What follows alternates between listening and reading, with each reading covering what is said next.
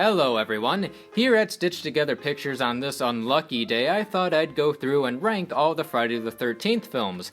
This isn't a definitive list, it's just my personal opinion, so let me know which sequels you love or hate down in the comments below. Number 12, Jason Goes to Hell, The Final Friday. The reason this is the worst Friday film is because Jason is killed by a SWAT team in the opening scene.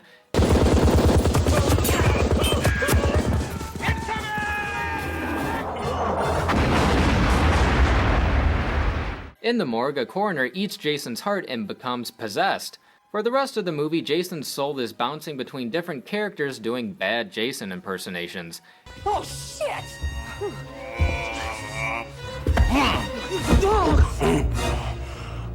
To me, it's a sin to cast Kane Hodder, the only man to play Jason more than once, a record 4 times, and barely use him.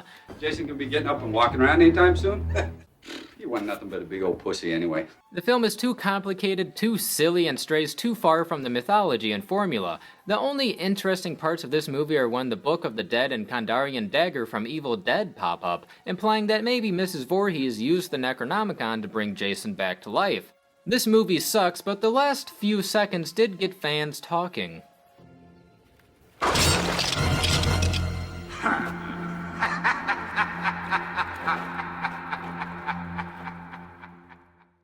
Number 11, Jason X. This sequel officially killed the original series. There was no going back after Jason in space. The acting is mediocre, the score is awful, and the CGI looks like a Sci-Fi Channel movie. However, there are a couple things to enjoy, mainly Kane Hodder returning as Jason. I don't care for Jason's appearance in the beginning of the movie, but after Jason is resurrected by nanobots, Uber Jason, while silly, is pretty badass looking. It was definitely different, offered a new setting and creative ways for Jason to kill people.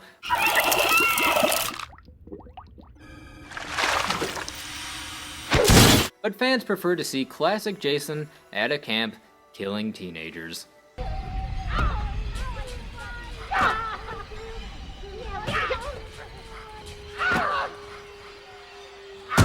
Number 10, Friday the 13th, A New Beginning. This sequel retains the formula and spirit of a Friday the 13th movie with Jason Voorhees. The only problem is that there is no Jason Voorhees. It's nice to see a grown Tommy Jarvis dealing with the aftermath of that night, and some of the characters are interesting. Violet's robotic dance moves are pretty memorable.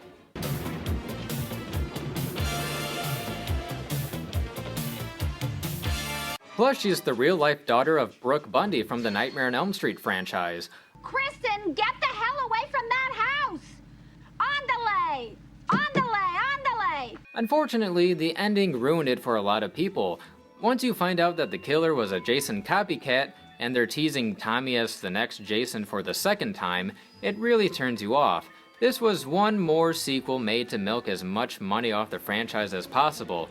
Fans either wanted the series to end, or bring Jason back. Somehow. Number 9, Friday the 13th, Jason Takes Manhattan. Before Jason conquered space, he took New York.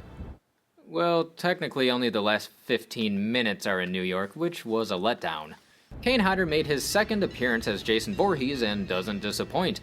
The majority of the action takes place on a cruise ship heading to New York from Crystal Lake. It was a new setting for Jason and the film takes advantage of that. The problem with this movie is the numerous continuity errors and the fact that little of it takes place in New York. Plus, the ending makes no sense. Why did toxic waste turn Jason back into a kid? Why does young Jason look normal? He's supposed to be deformed. A small budget hurt this film and it was the lowest grossing of the franchise at that point. This was also the last movie to be produced by Paramount before they sold Jason off to New Line Cinema. Number 8, Freddy vs. Jason. I have a love-hate relationship with Freddy vs. Jason. It's amazing that this movie was even made, but it was probably made 10 years too late. Fans thought it was going to be Robert Englund as Freddy versus Kane Hodder as Jason, but instead the director Ronnie Yu, who has never seen a Freddy or Jason movie, made the mistake of recasting Jason with stuntman Ken Kirsinger, who actually stunt doubled for Kane in Part 8. Ken isn't an actor and his movements are awkward, too stiff, and too slow. Plus, Ronnie Yu wanted to make Jason the good guy. We see his eyes a lot in this movie to make him sympathetic.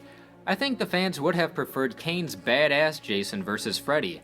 Robert Englund shines as always as Freddy, and that end battle is pretty awesome.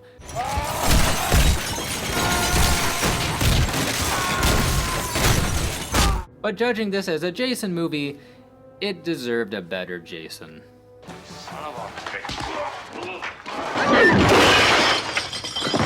Number 7. Friday the 13th, the remake.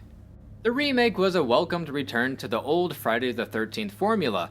Derek Mears made Jason intimidating once again, having been influenced by Ted White's portrayal of the character. They also made Jason kind of a smart Rambo-like survivalist. It was fun seeing Jason setting traps for his victims, like a game of chess.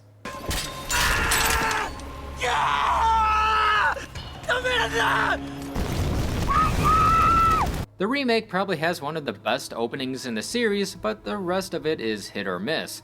A main complaint I have is the lack of Mrs. Voorhees. She's an afterthought in the opening credits. Every minute!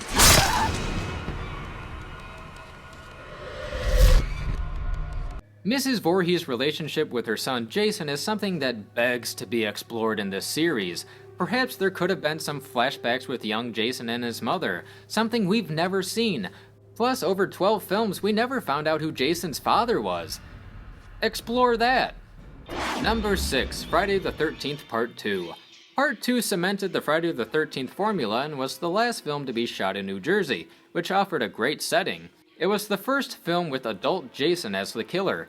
The baghead look is creepy, very Elephant Man, but was inspired by a horror film titled The Town That Dreaded Sundown, based on a true story, and was also recently remade. What hurts the film is that it's a repeat of the first movie, even down to the end jump scare.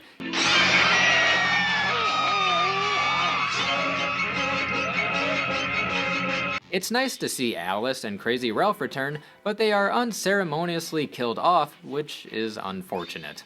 Number 5. The original Friday the 13th. The reason the original film isn't ranked higher is because I only find the end interesting. Yes, it establishes the tone and framework for future entries, the score by Harry Manfredini is iconic, and Tom Savini's effects are memorable. The problem is that it is a pretty generic slasher film. It's Sean S. Cunningham trying to make a Halloween film. The reason the original is really remembered is for the last 15 minutes when Mrs. Voorhees arrives and is revealed to be the killer. Did you know that a young boy drowned the year before those 2 others were killed? The counselors weren't paying any attention. They were making love while that young boy drowned. Actress Betsy Palmer delivers a great performance. The movie becomes a mother's sad tale of revenge. Jason was my son, and today is his birthday. However, if I could only watch one Friday the 13th movie ever again, I would rather watch one with Jason Voorhees. Sorry, Betsy.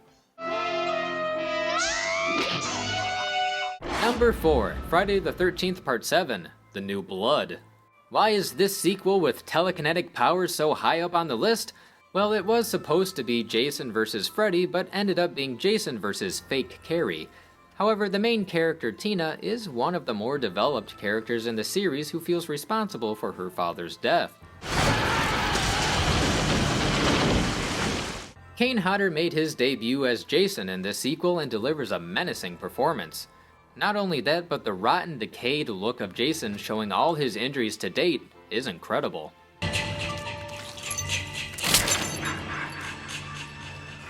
The effects in the film are good, even if the MPAA really censored the hell out of it. The sequel also has one of the best Jason kills involving a sleeping bag.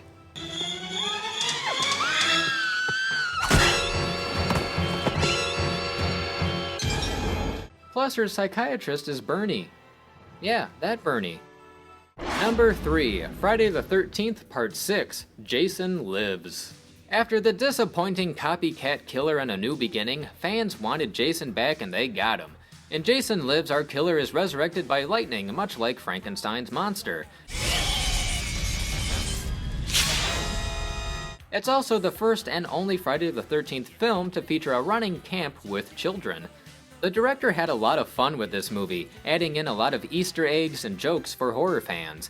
like nods to Sean S. Cunningham and Boris Karloff. Dad, you can at least have Rick drive out to Cunningham Road and look for him. Lincoln. Where are you? Karloff's General something, Alice Cooper even wrote a song for the movie, which is cool because he's one of my favorite musicians.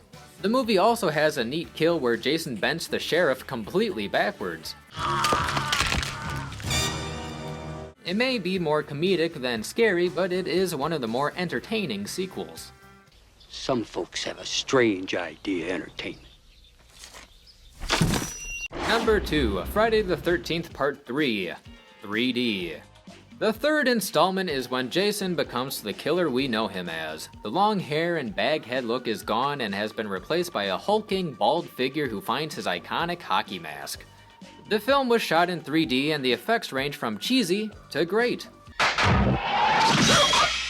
highlight is the eyeball gag. The theme song was also given a disco makeover, and honestly, it's not that bad.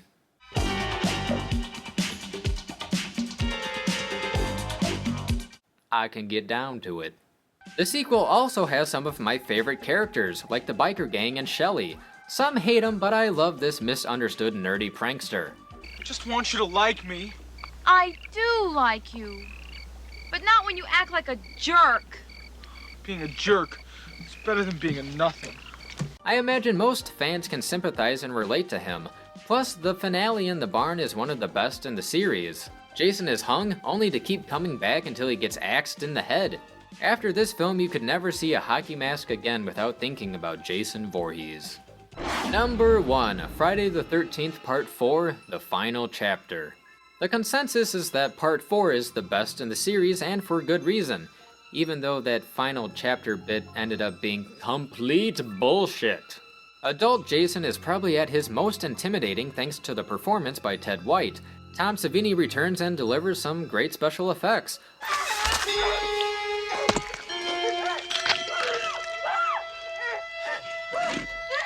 Also, if you're keeping track, it contains the most nudity.